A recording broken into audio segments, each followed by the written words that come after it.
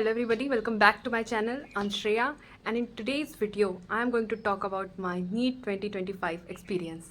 How was the paper, how it all went, everything. तो जैसे सबको पता है इस बार का paper was not one of the toughest, it was the toughest paper ever.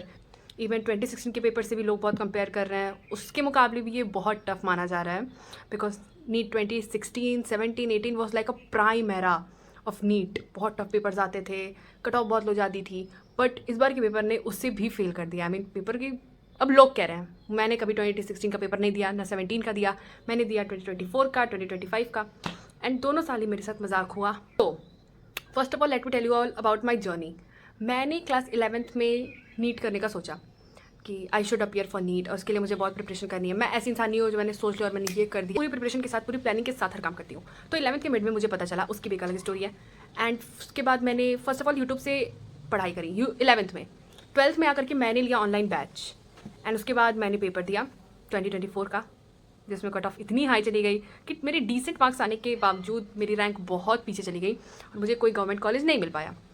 Then फिर मैंने डिसाइड किया कि एक साल और ड्रॉप ले लेते हैं, कोई बड़ी बात नहीं है. मैंने ऑनलाइन बैच लिया 2025 के लिए एंड उससे मैंने प्रिपरेशन स्टार्ट की. मैंने ऑनलाइन टेस्ट सीरीज ज्वाइन की, ऑफलाइन टेस्ट सीरीज ज्वाइन की, मतलब कुल मिलाकर के मैंने मेहनत की अपने पेपर के लिए. एंड उसके बाद मैंने पेपर दिया और जो मैंने पेपर दिया, this is the paper. I had code 47. मैंने सबसे पहले बायोलॉजी स्टार्ट किया क्योंकि मैं हमेशा अपने मॉक टेस्ट में भी बायोलॉजी से सेक्शन से ही स्टार्ट करती थी because biology is the easiest, बहुत जल्दी हो जाता है. नीट एस्पिरेंट्स का फेवरेट है and maximum NEET aspirant bio से ही स्टार्ट करते हैं. तो मैंने सबसे पहले बायो का पेपर खोला. मुझे लगा कि चलो ठीक है, उतना भी कुछ मतलब मुश्किल नहीं है, बट धीरे धीरे मैंने देखा कि ओ मतलब एक दो क्वेश्चन लेंदी नहीं, बहुत सारे क्वेश्चन इसमें लेंदी हैं. मैं आगे जाती गई. अब ऐसे ऐसे क्वेश्चन जो मतलब एनसीईआरटी मैंने देखा ही नहीं है, मैं जानती हूँ कहाँ से है ये एनसीईआरटी में कब है, बिकॉज मैंने पूरा एनसीईआरटी रट लिया था बायो के लिए और उसमें भी नहीं मिल रहा, कहाँ है वो सब.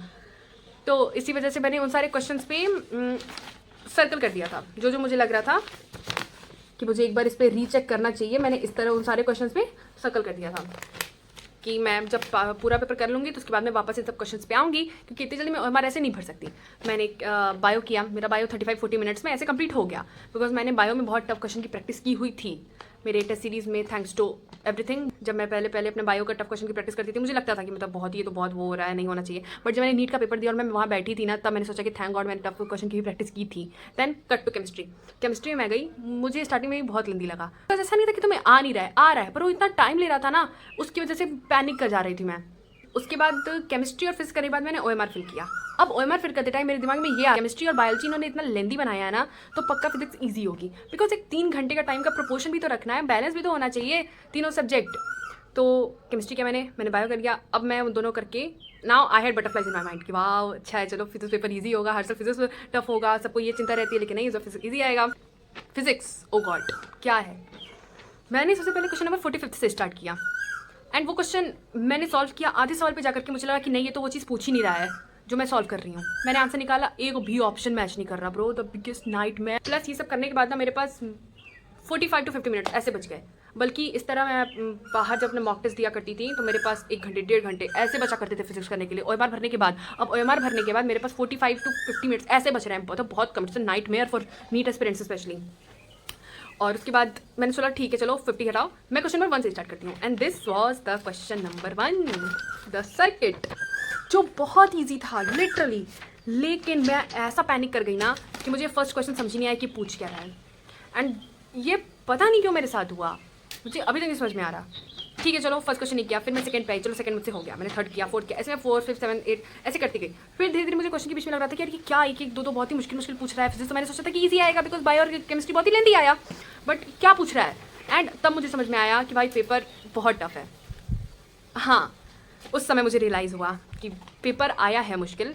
फिर मेरे दिमाग में आया कि मेरे फिजिक्स के सर ने हमेशा बोला था कि तुम्हारा फिजिक्स का पेपर का प्रोपोर्शन क्या होगा. लोग कहते हैं टफ टफ टफ यही होगा कि 20 to 30 क्वेश्चन बहुत ईजी आएंगे, 10-15 हो सके तो मीडियम है, 10 क्या 5-10 ले लो कि मीडियम आए, मतलब हाँ मॉडरेट हैं, थोड़े टफ थोड़े ईजी, और 4 से 5 सवाल बहुत मुश्किल आएंगे जो कि रैंक डिसाइडर होंगे. तो मुझे सबसे पहले जो ईजी 20-30 सवाल हैं उन्हें ढूंढ के करना है.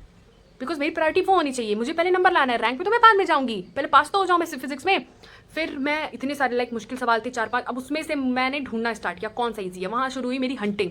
अब 4-5 ये अच्छा चलो ये नहीं करेंगे, ये भी नहीं करेंगे, ये भी नहीं हो पाएगा, अब इसमें चूज़ कर, अच्छा हाँ ये ईजी है तो अब मैं ये करूँगी। मैं ऐसे ऐसे करके मैंने फिजिक्स का पेपर किया। मुझे मैक्सिमम टाइम फिजिक्स में लग गया क्वेश्चन को ढूंढने में, करने में नहीं, क्वेश्चन को ढूंढने में।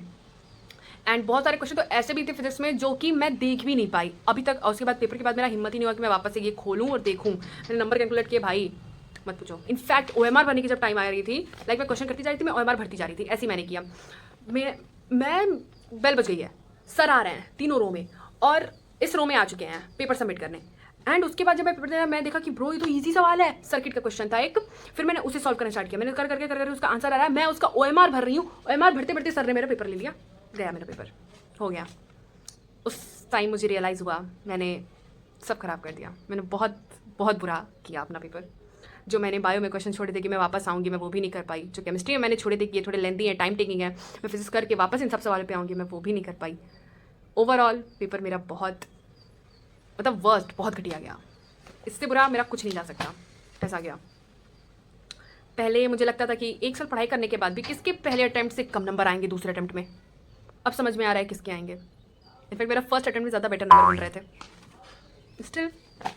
एंड अब मुझे वैसे होप भी नहीं है। I am quitting on NEET, I am quitting only on NEET, not on my career, not on my dreams, no bro come on. सिर्फ यही एक चीज़ नहीं है जिससे तुम 4 लोगों की हेल्प कर सकते हो, ऐसी दुनिया में बहुत सारी चीज़ें हैं। नीट के बाहर भी एक दुनिया है जो मुझे अब धीरे धीरे जाके रियलाइज़ हो रही है।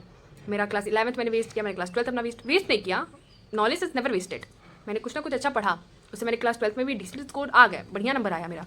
बट जो क्लास 11-12 की इन्जॉयमेंट होती है ना, मैं वो नहीं कर पाई, सिर्फ ये नीट की वजह से। उसके बाद मैंने एक ड्रॉप ईयर लिया, मतलब मर के पढ़ा, फिर भी कोई फ़ायदा नहीं हुआ। मे बी इसका फ़ायदा कहीं और हो सकता है, you never know what written in my destiny. NEET पता नहीं क्या कर रहा है, NTA पता नहीं क्या बच्चों के साथ मजाक कर रहा है, कुछ समझ नहीं आ रहा। इनफैक्ट जिस दिन पेपर होने वाला था ना, उसके दिन सुबह भी लाइक मुझे नर्वसनेस जैसा कुछ नहीं होता है, मैं नर्वस नहीं होती हूँ। डर बैठा रहता है ना, वो था, वो सबको होता है, नॉर्मल है। एड्रेनलिन रश, मैं मोटिवेशनल सॉन्ग सुन रही थी, इनऑर्गेनिक के थोड़े मोटे रिवीजन किए, थोड़ा मोटा बायोलॉजी का कर लिया, शॉर्ट नोट्स देख लिए, सब करके मैं पेपर देने गई। वहाँ मैं बैठी हूँ, मैं पानी पिए जा रही हूँ, अब पेपर आएगा, अब पेपर आएगा। एंड उस टाइम मैं सोच रही थी कि अभी जो मेरे यहाँ पे हार्ट बीट ऐसी तेज़ हुई है, जब पेपर आ जाएगा तो सब नॉर्मल हो जाएगा, क्योंकि फिर तो पूरा दिमाग पेपर में चला जाएगा। बट जब पेपर मेरे हाथ में आया, मेरे पेपर करती गई, मेरे 3 घंटे लगातार ऐसी मतलब मेरी हार्ट बीट थी, मैं यहाँ रहती हुई धुक धुक धुक धुक धुक धुक धुक धुक इतनी ज़ोर ज़ोर से सुनाई दे रही थी मेरी हार्ट बीट।